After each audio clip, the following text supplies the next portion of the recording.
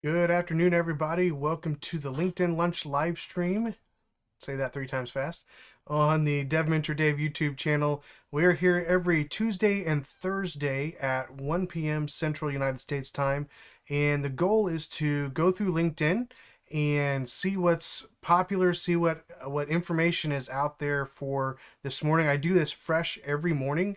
I go through and I pull different articles or different posts from LinkedIn, and I take a look at those and decide whether or not it's something that we should evaluate and take a look at, and hopefully something that will be helpful to you as a junior developer or even as a mid or senior level developer and moving forward in your career, and just talking about topics that are relevant to you all. Of course, if you ever have a suggestion of a person that I should follow on LinkedIn to get some of their content, or if a specific post or a specific article or something posted on LinkedIn that you'd like for me to review and share my opinion about, then send me that information in the Discord channel. There's a Discord channel in our Dev Mentor Dave Discord server. You can find a link to that down in the description of this live stream or video if you're watching it later.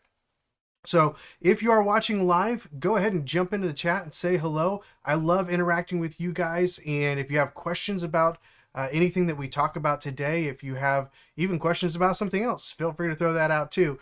But if you have any comments or questions on the topics that we're looking at this afternoon, I would love to hear your feedback and interact with you there. Again, remember that everything that I share is my opinion based off of my experience. So even though I may agree or disagree with something that I see here on LinkedIn, that doesn't mean that they're right and I'm wrong, or I'm right and they're wrong. It just means that we have a difference of opinions and we're both coming at it from different perspectives. So always keep that in mind as we look at some of this public content out here, and interact with it a little bit. So again, if you're watching live, jump in the chat, say hello. Join me on this journey as we take a look at some of this content, some of this advice and information here on LinkedIn. Also, if you're watching live, hit the like button. That's helpful.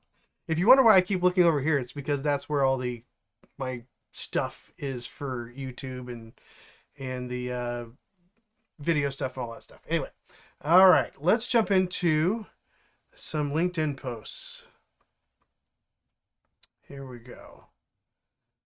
All right, so the first one that I have up here today was just kind of caught my eye. I thought it was an interesting topic, and one that frankly that I would agree with. I think it's important for developers especially to have thick skin. So the idea here is life hack: not taking things personally. 5 methods to develop a thick skin. So why is it important that developers have thick skin? Well, as developers, we're going to get hopefully constructive criticism and constructive feedback, but we're going to get feedback that is going to be negative from lots of different avenues, right? So we're going to get negative feedback from clients. We're going to get negative, when they see something, whether it's a bug, whether it's just something that they don't like that you've been working on, you're going to get some negative feedback from clients. It's rare to get a lot of positive feedback from clients. Usually they expect the good things and they get angry about the bad things. That's just kind of human nature. We're all kind of like that. We take the good things and the things that are done well kind of for granted, but the things that are not done well, we tend to get upset about. So as clients, they're definitely going to do that, especially since they're probably paying you for the work that you're doing. You're definitely going to want to make sure that that you're able to handle that type of criticism, because it's going to happen. And again, that's not anything mean or wrong against a client. That's just the reality of that type of relationship. You're providing a service, and they're wanting to make sure that they're getting the most for their money as that service is provided, or that it's done correctly from beginning to end. So you're going to get negative feedback. You're going to get some criticism from your clients, but you'll also get negative feedback and criticism from your coworkers, specifically probably your direct manager or somebody that you report to, whether it's a lead developer or something like that. You're going to get negative feedback there as well. And again, that doesn't mean that the feedback is intended to be mean. It's just that it's not necessarily the feedback that we always want to get. And one of the ways that you're going to get this is probably in pull request reviews. So if you do a PR review, you put up a PR and somebody goes in and they look at your code, there's a very good chance, especially as a junior developer, that you're going to get some feedback that's telling you you didn't do things very well. You did it the wrong way. Now, hopefully it's constructive criticism. Hopefully they're going to give you some steps to kind of grow your understanding, your knowledge, and your process there. But you're gonna be given some feedback, and sometimes I'll just be honest with you. Sometimes developers are not very good at communicating kindly, if that makes sense. So we're not always the best at layering the praise in with the criticism. We tend to just kind of jump on the things that need to be fixed, especially in a pull request. Your idea isn't necessarily to spend time congratulating each other. It's to try to find the things that need to be fixed or that need to be changed, that need to match standards or something like that. So one of the things that we need to be careful about when we make that communication is trying to do that as nicely as possible. But as a developer, you're going to get feedback that you don't like, that you don't enjoy, that you don't maybe even agree with, and you need to be able to have some tough skin. And so that's what this post is really about. And I think regardless of who he's intending to send this to, I think it's a really good piece of information, a reminder for us as developers. So tip number 1 is to remember the spotlight effect. And basically what that means is you're not really in the spotlight. Most developers are not really in the spotlight. You might have certain leads or certain people in different organizations or departments where they do have a little bit more of the spotlight on them because they interact with upper management or they interact with clients or something like that. But most of the time, most developers, especially junior developers, the spotlight probably couldn't even find you. But it's certainly not on you. And it says basically that most people are not thinking about you. Most people are not really spending their day trying to figure out what you're doing. Now, to some degree, that may be a little bit different when you're dealing with like a lead developer or a mentor who's mentoring you. They are going to be a little bit more conscious of what you're doing and interacting with you on a regular basis. But that is different than this idea of a spotlight, right? That's different than this idea that everybody is just focused on you and you've got to just do everything perfectly or they're going to attack you. Most of the things that we take as attacks are quite frankly often one-off like comments. It's amazing to me how often we get so bent out of shape over a single comment or a single statement or just a line in an email or a Slack message or something like that. We just tend to bristle so quickly thinking that somebody's just got it out for us. And that's the idea of this. There is no person really that has it out for you. They're just interacting with what you've done, right? And so while on one hand he says this is harsh but liberating, on one hand maybe that does sound a little bit harsh, that people are not really caring what you're doing necessarily from minute to minute, but hopefully it does give you a little bit of freedom, realizing, hey, when I get that feedback that maybe I don't like, I don't care about, I don't care for, I should say, then I know that it's not because somebody's just sitting there, trying to beat me down. They're just giving me feedback most of the time, and it's not necessarily meant in a negative manner or meant to make you feel bad. It's meant to help the company do better as a whole. It's meant to help you do better as a developer and following the procedures and processes of the company. So definitely, I would agree with spotlight effect. Remember that it's not personal, right? It's not something that somebody's just really putting their thumb on you to make sure that you're being attacked all the time. All right, so number 2, the procedure or perception raiser. When criticism hits, ask yourself, do I need to change my actions or just my perception? Skip constructive feedback from those who've never constructed anything. This is a really good point. So sometimes we need to accept criticism and view something that needs to be changed. It's really what this comes down to is actually evaluate it, right? When you get criticism, don't just assume that the person is against you. And don't just assume that they don't know what they're talking about either. actually evaluate the criticism. I have another phrase that I would say, eat the meat and spit out the bones, right? So whenever you get some sort of criticism, take in the meat. So that means you have to evaluate what it is that you're actually being told. Is there something that I can learn from this? Is there a procedure or that I need to change in order to do better? Or is this maybe just a false perception of the person because I have been doing the right things, I have been putting in the right work, and they're just not seeing it maybe because they don't interact with me that often, or whatever the case may be. But you need to actually evaluate it, whether you instantly agree with it or not. Actually take it and dissect it and decide, is there something valuable for me? Because most of the time the feedback that we get is layered on some amount of truth, and there's almost always something that you can gain, even if it's just learning how to interact with that person maybe in a slightly different way. Maybe they just don't know how to interact with us, and it might be on us to kind of fix that relationship a little bit and learn to kind of interact with them slightly differently, in order to make that relationship work a little bit better. Maybe it is something that you didn't know about, or you knew about but you've forgotten, and you just haven't been following the procedure the way you're supposed to. Or maybe it's just something that they want you to do, and at the end of the day you decide that's not necessary, it's not required by the company, it's not something that is necessarily going to help the project or your process in doing it. And so there may be some bones that you have to spit out, but you need to actually evaluate. You need to actually take the time, instead of just reacting right away in a negative manner.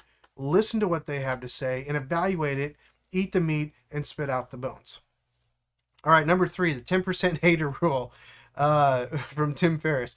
Remember this formula: 10% of the people will dislike anything, even water, even puppies, even you. It's not personal, it's just math. All right, so this is true. I mean, unfortunately, people are going to dislike stuff and people.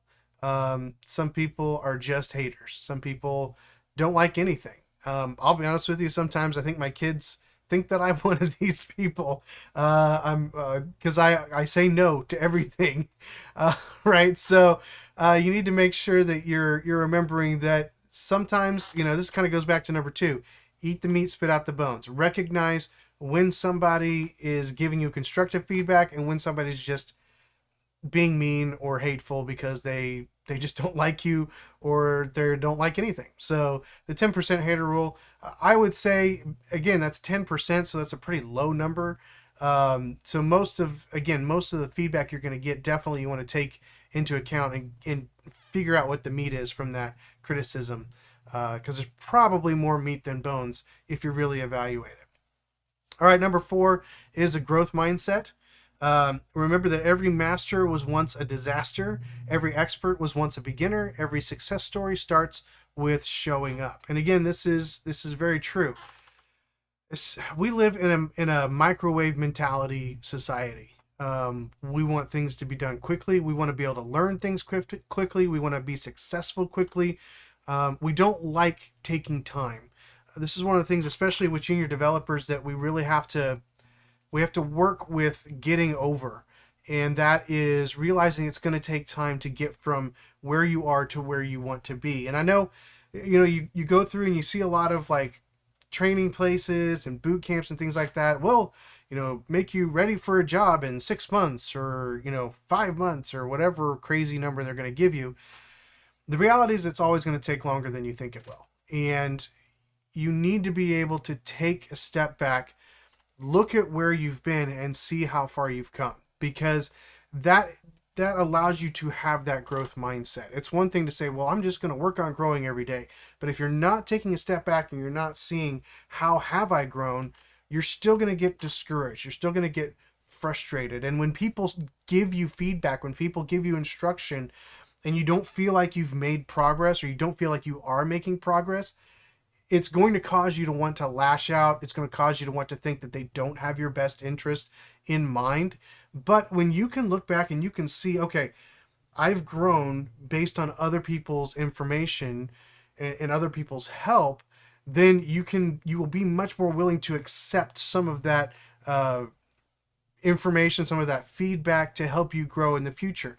If your idea is just that you want to be at a certain level and you don't want people telling you how to get there, you want to do it your way, right? Then you're not going to be as successful, and you're going to really hate feedback. If you have a growth mindset, if you have this idea that I want to get better every single day, then you're going to listen for feedback. You're actually going to ask for feedback. You're going to ask for people to tell you, hey, what things do I need to work on?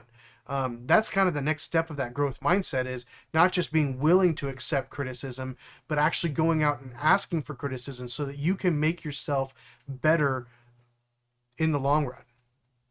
All right, so number 5, no is normal. Or maybe I would add not just no is normal, but failure is normal too. But basically the idea here is that you're going to get rejected a lot. And I think a lot of you junior developers out there, you already know that. You're in this marketplace, you're dealing with the job market right now, and it's not going very well, and you've spent months, maybe even years, trying to get that first job, and it can be very easy to just finally give up. But if this really is your dream, if you really want to be here in this industry, you need to understand that no is going to be normal. You're applying for jobs that tens, hundreds, maybe even 1,000 people or more have applied for multiple circumstances and situations. But I think it's interesting right here. This is, it says no is normal. Understand that, there's going to be a lot of rejected opportunities here. But you'll notice it says that this guy is a tequila baron, billionaire, right? And he had a lot of failures doing something else, right? Selling encyclopedias. Oftentimes, the thing that you're rejected in is not the thing that you're going to end up doing that makes you successful. So I would recommend that if you are getting a lot of no's, see what other avenues in this industry you can pursue from an employment standpoint. Don't just assume that the one path that you're currently on is the only path that you should be pursuing, or the only path that's available to you. There's lots of different jobs in this development world, and maybe you're actually better fitted for a different type of job or a different role within the development industry. So don't just assume that the no's are going to eventually turn into yeses magically.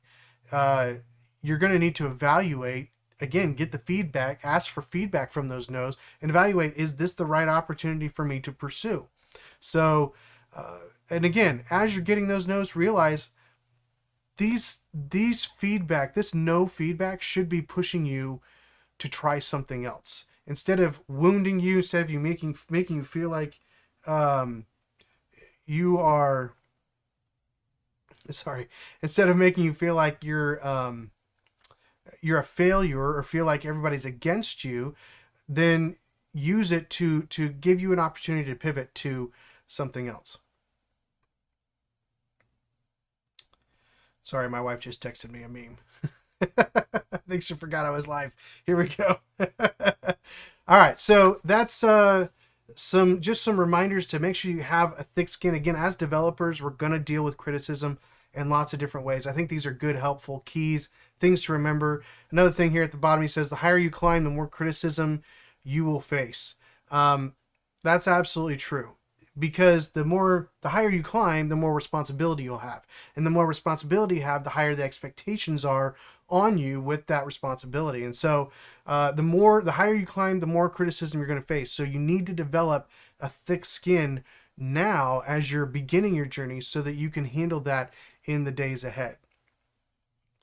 All right, let's take a look at the next one. Don't forget, if you're watching live, certainly feel free to jump in, leave your comments and your opinions on things that we're talking about. Any questions that you might have as well, feel free to post them there. All right, we're going to get rid of that one. Okay. First, solve the problem, then write the code. The opposite never works. There's some more post information attached to that, but I think the image here gives it a pretty clear statement of what the issue is. And again, this is another one that I would fully agree with. Um, I have been on both sides of this, and sometimes you just want to jump in and start writing code because you think you know what the problem is and you think you know what the solution is. Sometimes that works out and you actually end up fixing something very quickly and everybody's happy and you're good to go. The vast majority of the time, though, especially as you get into bigger code bases, more complicated projects, you don't typically have quick fixes. They still do happen at times, but most fixes are not quick fixes. And you need to not just jump right in and start trying to write code to fix it. I wouldn't even necessarily jump in and start writing debugging code. Don't go and start writing breakpoints, or don't go in and start writing dumping information, or definitely look at the logs, but don't go add extra logging just right away, and things like that. You need to evaluate the problem. Sometimes we look at an error message and it gives us a line number or something like that, and we'll we'll just kind of jump right there, and that's a good starting point. But don't just jump in and then start writing a bunch of code, whether either just to fix the problem that you think it is or to dump a bunch of information. Actually spend the time and think through the issue. Think through what could be causing it. Especially if you're building new software, new parts of a software that you're solving a problem for the client. Maybe it's not a bug, but it's a new problem that they have. Don't just start writing code that you think will fix the problem. Actually plan it out. A lot of several weeks ago, it's probably few months ago, on our Saturday live stream, we walked through the concept of writing pseudocode. And the benefit of writing pseudocode is it lets you think through the problem and write code at the same time. So to me, that would be preferable if you're going to write any code. I would not just start writing code that you hope will go into the production environment, but rather solve the problem, and if you need to, write some pseudocode to determine if you're thinking through the process well enough for the computer to be able to process what it is that you're trying to make it do. So solve the problem first, then write the code. I cannot tell you how many times I have started trying to fix a problem only to go back and delete everything that I had written, or go through and find all the console logs or all the dime dumps or all the different var dumps or whatever else I was using for debugging. Go back through and remove all those things, because I figured out what the problem was once I stopped doing that and actually started thinking about what would cause the issue that I'm seeing. So it sounds like it's going to be a little bit of a waste of time, because as developers, we like to just move. We like to go forward. We like to get stuff done, especially if we're kind of more on the project management side of things. We like to get things done so we can tell the client it's done. But if you don't solve the problem first, chances are when you're writing the code, you're not going to think of certain scenarios. This is another reason why it's good to get into writing tests. So writing unit tests and things like that should help you think through other scenarios that you need to test for, which then often produce more code to be able to cover those scenarios in your actual code, things that you didn't think about. As developers, we often don't think about all the possible ways that this code that I'm writing could be used, or how it will be interacted with, how the user will interact with it. And so we end up having to we end up having to iterate on what we've done multiple times, sometimes because we didn't think through the problem fully from the beginning. And that's where, again, doing some test-driven development can help you with that process as well. Welcome, Kelly. Yeah, do people still write pseudocode in their projects or other projects? Honestly, I don't see it very often from like people pushing pseudocode to the repositories, but I still recommend that people do it as a practice, even if you don't do it in your actual code base, even if you just do it maybe on a piece of paper, or type it up in notes, and it's not even necessarily pseudocode. It's just, step by step, here's the thought process. Do something to walk yourself through that process in a way that you have to put it down. Because many times when you start writing the things that you need to do, you're more reminded of the things that are dependencies, right? So you're reminded of, oh, I need to make sure this thing works, or that I pull this piece of information in, because you don't think about that right away. You just start writing a solution to the problem that you're thinking of. So do people still do it? I don't know, but I certainly encourage people to do it. Obviously, I wouldn't necessarily push that code into any repositories because it's typically not code that runs. So I would not recommend that, but I highly recommend using pseudocode kind of in conjunction with writing your tests too.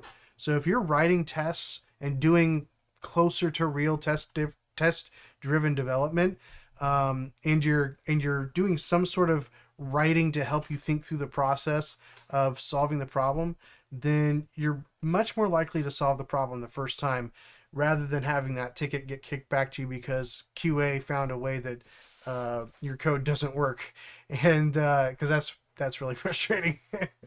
So hopefully that answers your question, Kelly.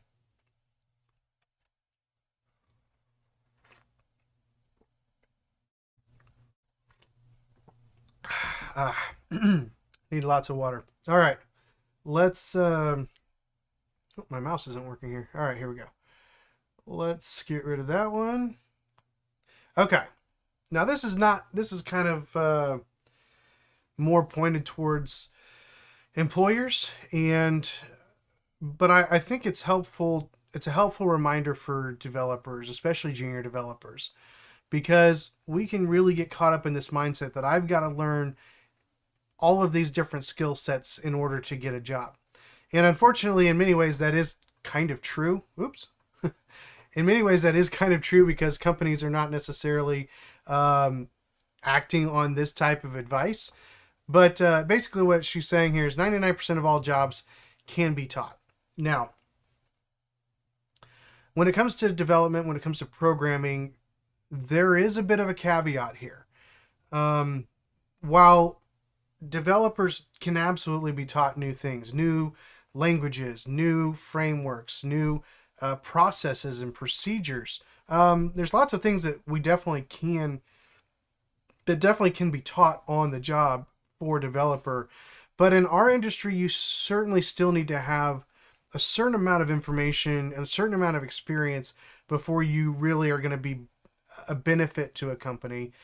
Even as a junior developer, you need to understand the basics of programming. You need to understand the basics of how to build an application, right? How to build a website, whatever it is that you're working on.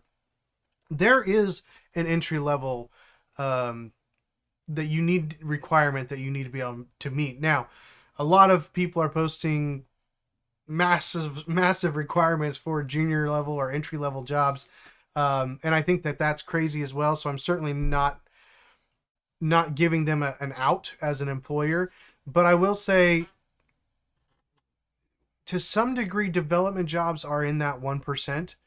But also just to some degree, they're not. So it's kind of a weird industry. You have to have some sort of skill set, some sort of training, and a decent amount of it. It's not. So this is the problem with boot camps, right? The assumption that just going through a boot camp is going to give you everything you need to be successful in a job market. I wish that were true. Most companies are not set up to do this. They're expecting people to come in with the skill set that they need. Most companies are not set up for mentoring. Most companies don't even really provide any sort of learning. Any learning that you do, you have to get on the side.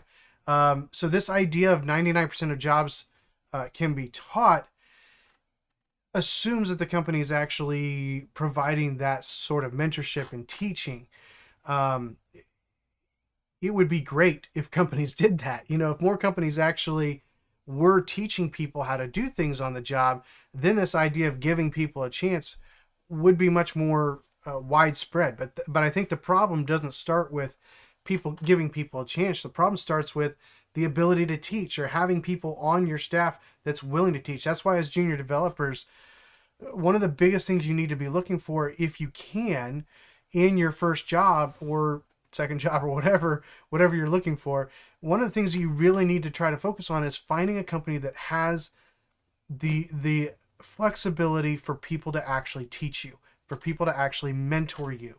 If the company that you're looking at doesn't provide any sort of mentoring, career progression, learning options, it's not that they're a bad company necessarily, but they just may not be the best company for a junior developer.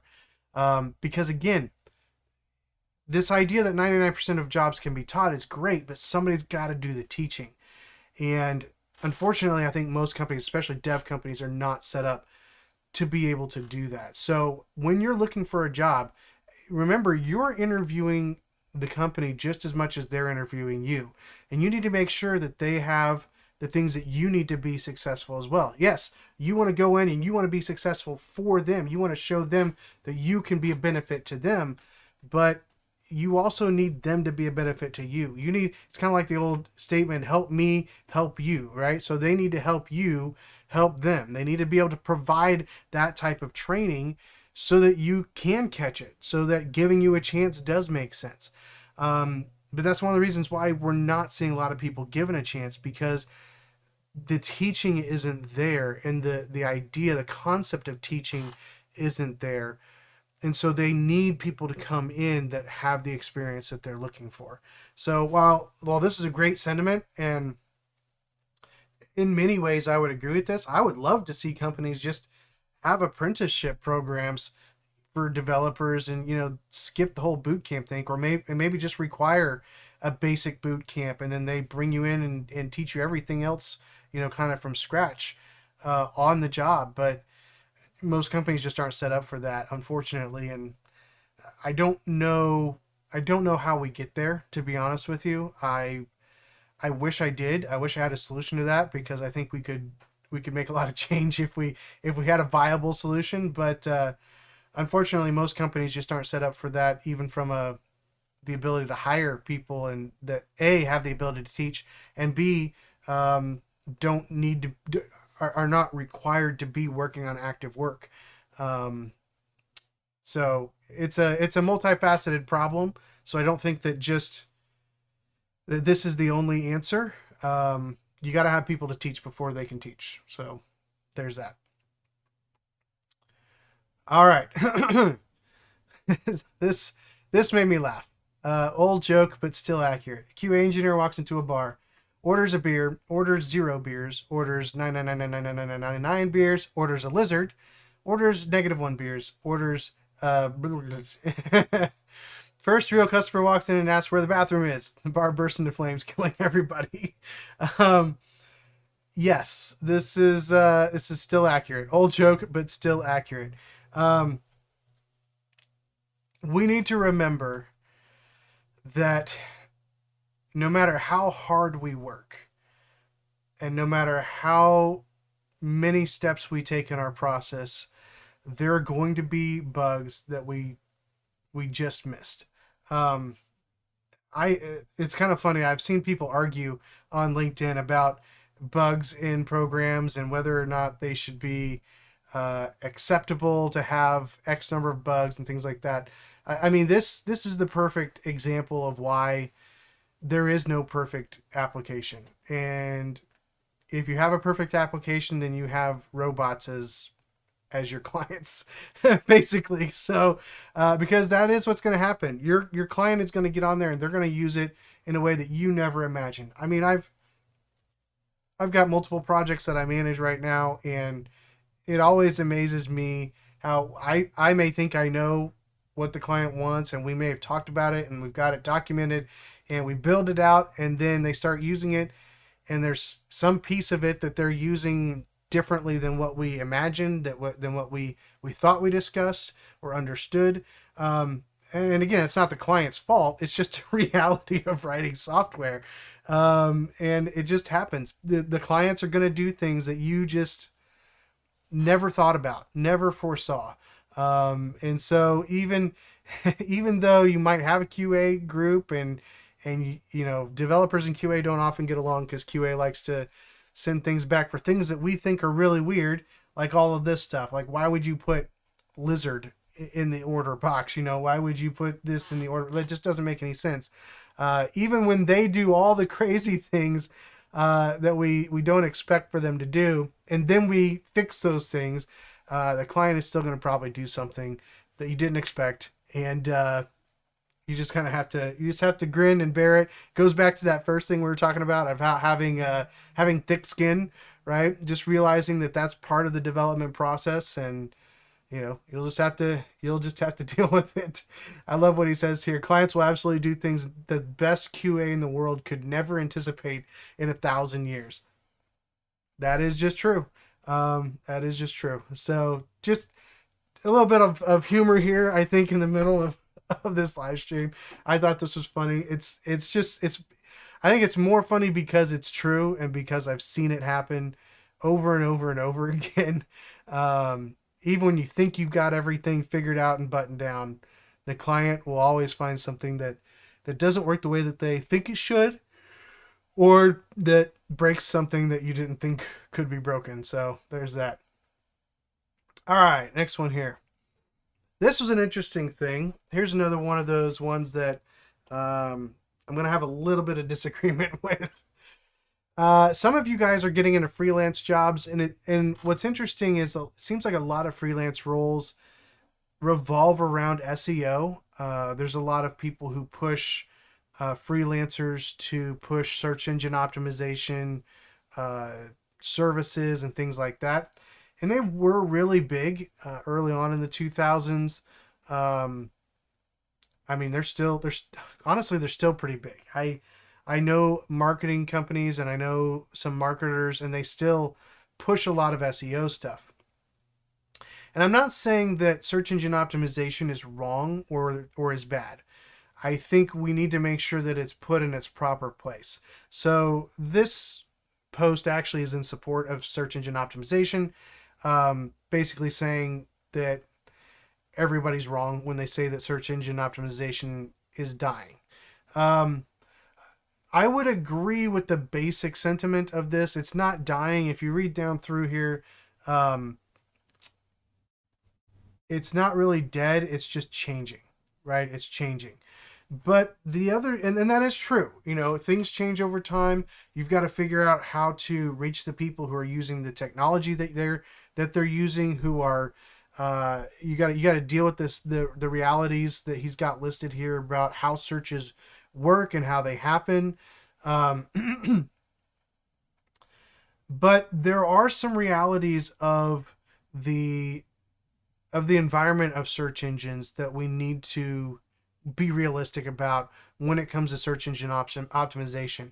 I don't think it's the most important thing like it used to be. And the reason for that is because you don't see as much access to organic results, right? So I'm going to pull up Google here, and let's just do, I'm going to do a Google search for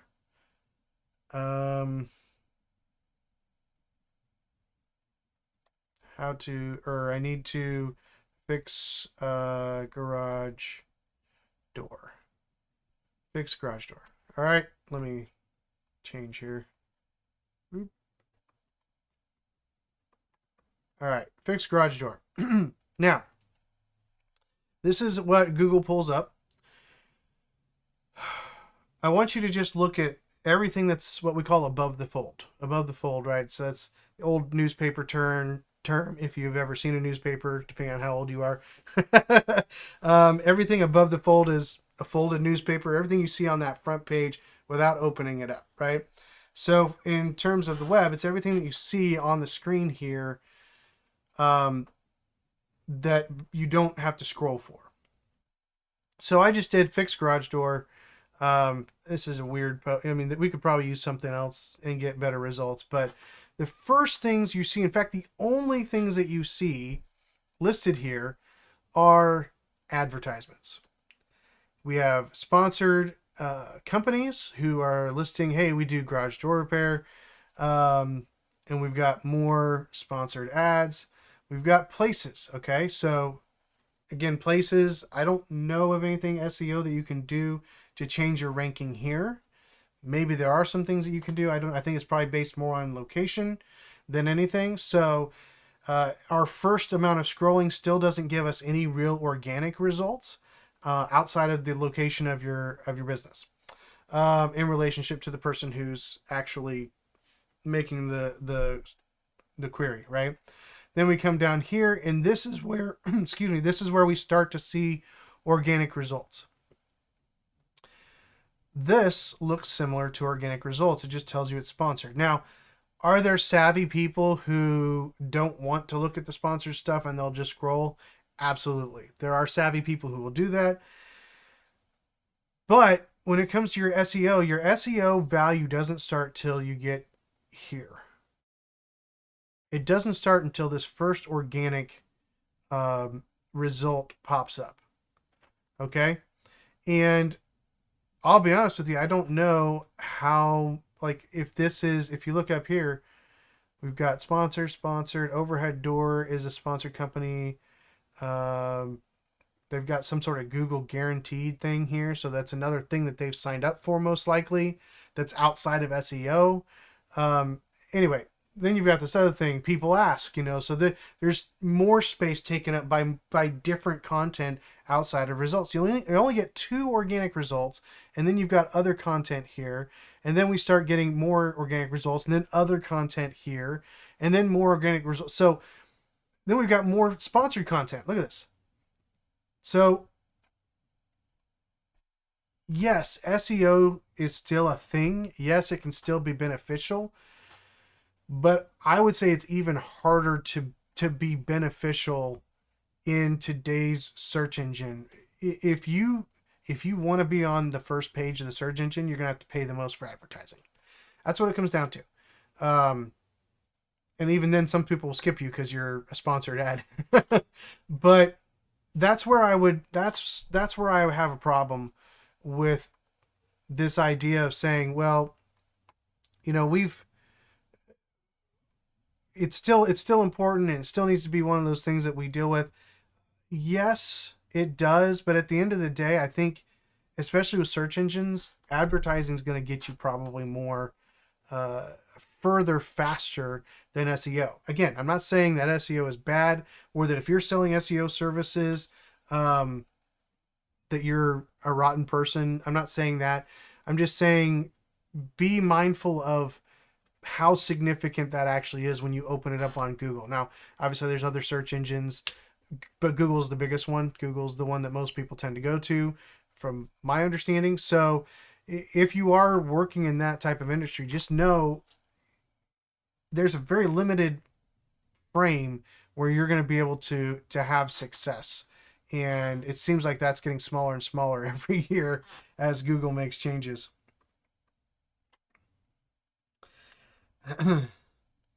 Welcome, Justin. Remember the pizza ads in the phone book? It was all the ads you picked from, not the actual listings. Yeah, absolutely.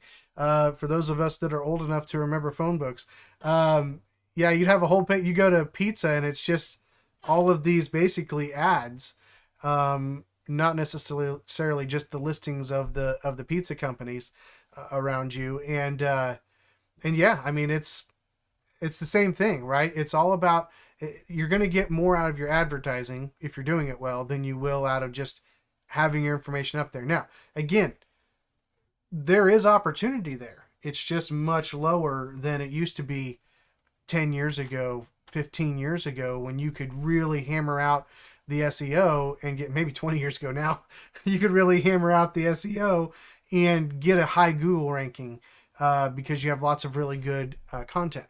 So, you've got to remember, you've got to not just assume that something's going to work because it's always worked.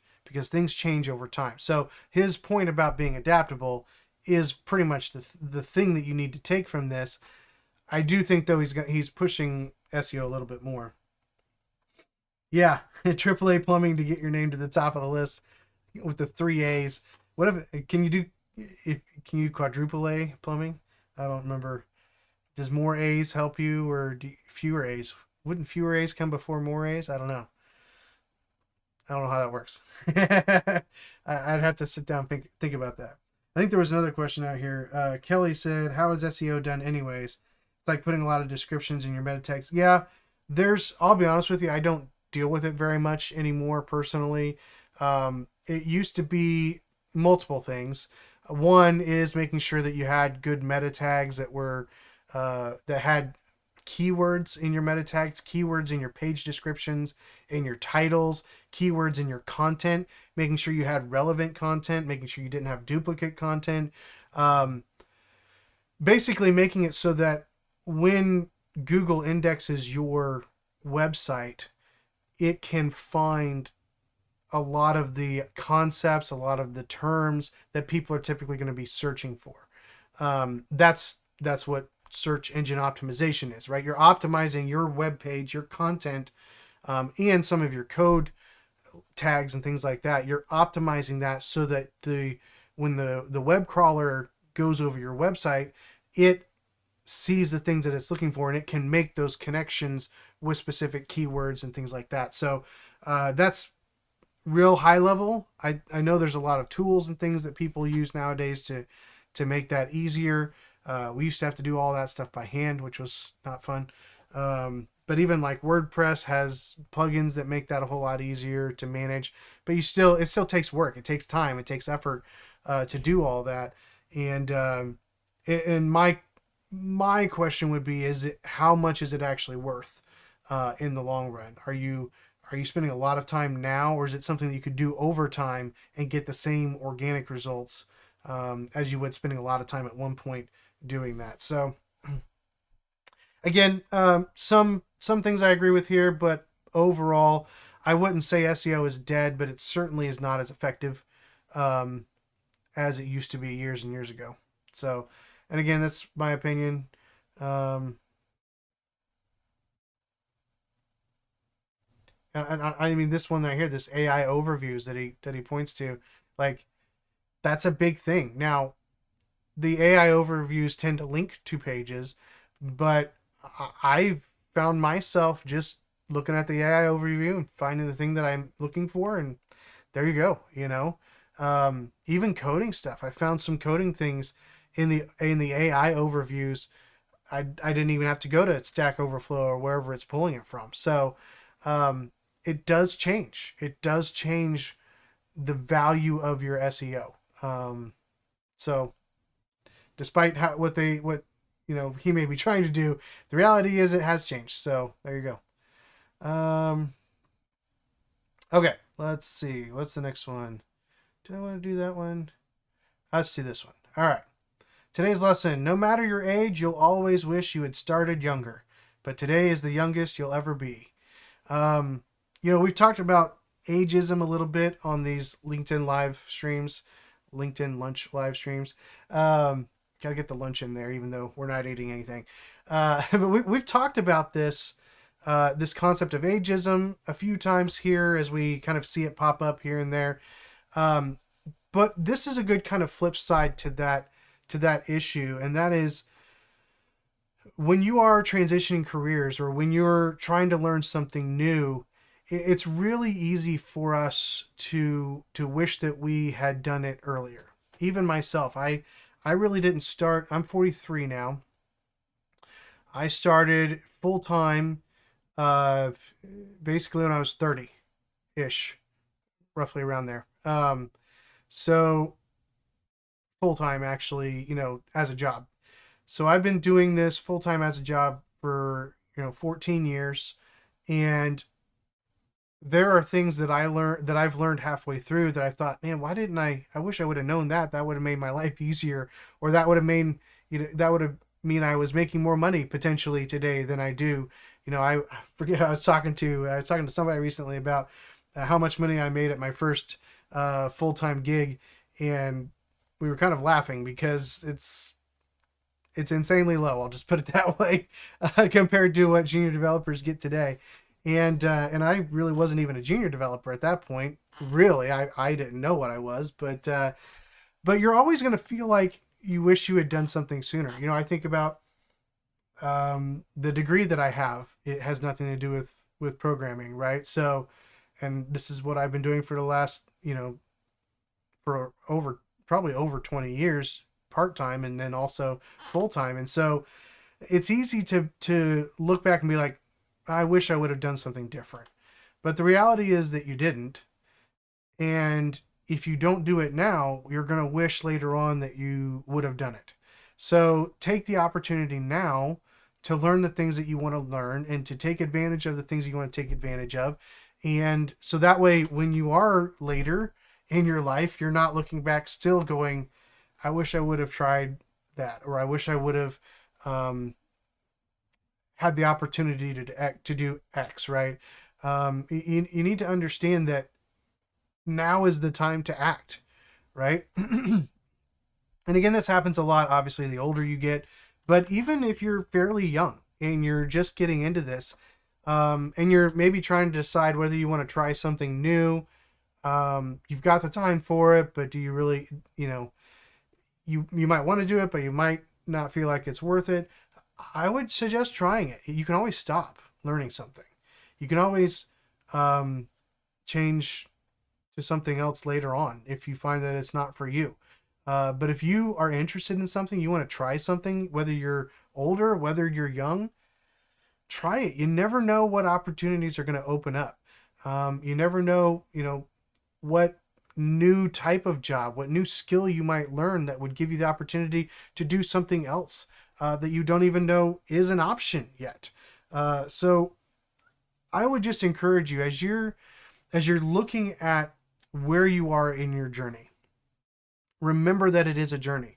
This is a long-term deal. This is not a short-term, do these 5 things and then get a job situation.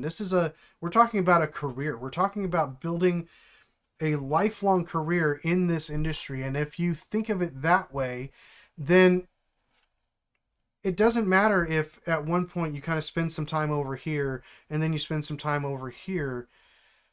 Those things are all going to benefit you in the long run because they're going to give you different types of experiences. And so take advantage of the opportunities now, so that later on you might say, maybe I wish I hadn't have done that. That's fair. Maybe you might feel like, if I hadn't have done that, I'd be better off in this area. But most people don't usually say, I wish I hadn't done that. They usually say, I wish I had done that, or I wish I would have tried this. It's very rare in my experience for people to be like, I wish I hadn't learned this coding language, or I wish I hadn't learned this framework, because you never know what those skill sets are going to turn into in the future. So you still have time to act. It's not the end of the world. If you want to learn something, it really is never too late. Now, does that mean it's going to fit perfectly in your plan? It's going to be that missing piece to get you that specific job you're looking for? Not necessarily. And again, it might not fit at all long term, but it will still help you in your career. So instead of looking back and wishing you'd done things earlier, pursue them now. And part of pursuing them now means you might have to prioritize some things differently. Maybe there's aspects of your life that that are just part of your life that weren't part of your life before, and maybe that's one of the reasons why you look back and you're like, man, I wish I would have done that then, because I didn't have this responsibility, or I didn't have these kids or whatever it is, or I didn't have my current job and the responsibilities there. There's always going to be something that will stand in the way of your progress. The question is, first of all, how important is it for you to learn that thing? And then secondarily, what are you willing to give up, or what are you willing to sacrifice in order to make that happen? Now, you may come to the point where you're not willing to sacrifice anything for it, and it just doesn't have as high a priority. And what I would say is, if you reach that point, you decide, I'm not going to learn this thing, I'm not going to go down this path, I would encourage you, when you do look back in the future and you look back and you say, I wish I would have, remind yourself of the why.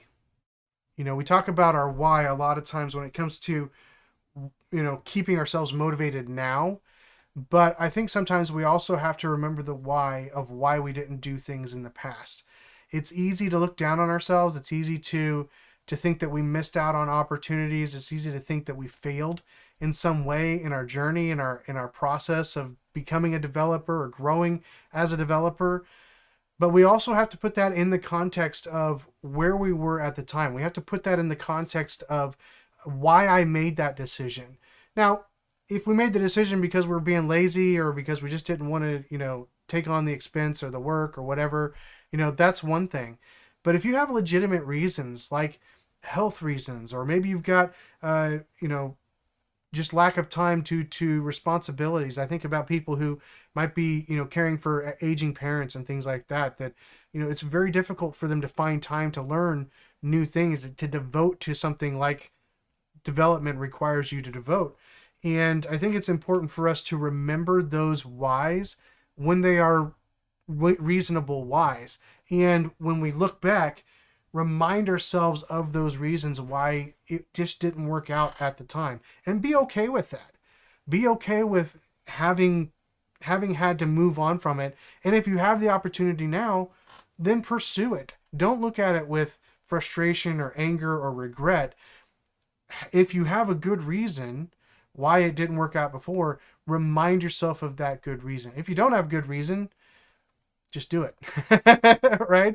And if you're going through those decisions now on your journey and you don't have a good reason outside of just laziness or selfishness or wanting to be entertained rather than work more, then maybe you need to have a little talk with yourself about whether or not you should be doing it now. But don't, if you are at a place in your journey where you're looking back and you're looking at regrets, you're looking at what could have been, remember why things weren't able to be done back then, if it's legitimate, and give yourself a pass.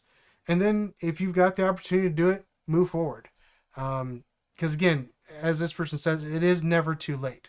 No matter your age, you'll always wish you'd started younger, but today is the youngest you'll ever be moving forward. All right. So I definitely agree with that. It's easy for us in the dev community because there's so much to learn and know. It's easy for us to be discouraged when we don't move as quickly as we want to. It's easy for us to think that we failed in some way. And the reality is, I don't think most of us actually have failed. It's just we all make different choices. And remember, the choices you make are going to be different from the choices somebody else makes. And in the same industry, because there's so many different avenues, not just front-end and back-end development, but there's so many different types of front-end development. You've got mobile development. You've got DevOps. You've got all kinds of different avenues that somebody could go down. So one person's decision may work great for them and may not work so well for somebody else. So remember, don't compare yourselves with other people either. As you're looking back, don't compare the route someone else took with the route that you took, because everybody's different. Everybody's journey is different. And it's important that we recognize that, not just as we start and as we go, but we recognize that as we look back as well. Yeah, Justin, DevOps is kind of its own world, but it is very interesting. There's a lot that goes into it. And even the DevOps world, you've got all kinds of different flavors. You're talking about cloud DevOps. Are you talking about things like Kubernetes? Are you talking about managing standalone servers for your company? I mean, there's just so many ways. Are you talking about CI/CD, continuous improvements, continuous development processes? Like there's so many things, even in just that one section of the world. We need to remember that our journey is not like everybody else's, and the choices that we make us who we are, but they're also going to make us who we are. So if you have the chance to learn something now, learn it. If you've got the opportunity to do it, do it. If you couldn't do it in the past for whatever reason, let it go. Accept the reality and just move forward. So I thought this was a good reminder for especially a lot of us who are older in this job market, just to remember that it really doesn't help anything to look back with regret. It's just going to make you typically not do what you need to do now. So keep moving forward in whatever aspect of it is of your life, but especially development, and pursue the things that are available to you now. You never know where it's going to lead. So there you go. All right, it is 2:00, so I am going to sign off. Thanks for jumping in here, guys. Glad to always interact with you live on the live stream. That's the whole point of live stream is interacting with you guys. I will see you again on Thursday at 1 p.m. Central United States time. Obviously, if you ever have any questions, feel free to leave those in the comments on the video. I do look at all the comments on there. If you have anybody on LinkedIn that you'd like me to follow, or any posts or anything you'd like me to look at on the next live stream, send those to me, and I'll make sure that we get those included in our discussion. Again, thanks for jumping on and interacting with me. I appreciate hearing from you guys. I appreciate your willingness to be a part of this process, and hopefully it's helpful to you. Hopefully it's informative, or maybe even just humorous, listening to me talk about things you disagree with. I don't know. Feel free to laugh at me too. So anyway, have a great day. I will see you all on Thursday.